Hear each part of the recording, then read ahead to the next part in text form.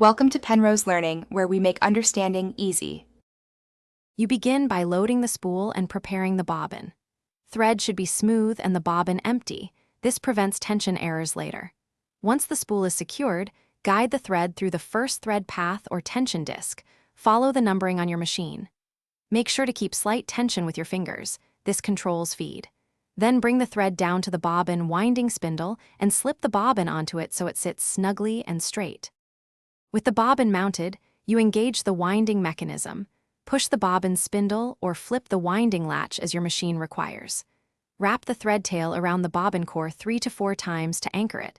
This prevents slipping when it begins to spin.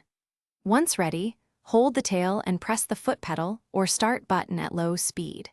Keep one hand lightly on the tail for a few seconds until the thread winds evenly from center to edge. Stop winding when the bobbin is filled evenly but not over full. Leave a small space at the rim so it fits the case. Cut the thread, disengage the winding spindle, and remove the bobbin. Trim the tail to a tidy length.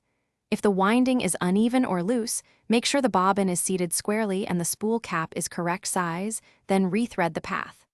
One key tip: if tension is off, clean lint from tension discs and try again. Thanks for watching. If this was helpful, leave a like and consider subscribing. See you next time.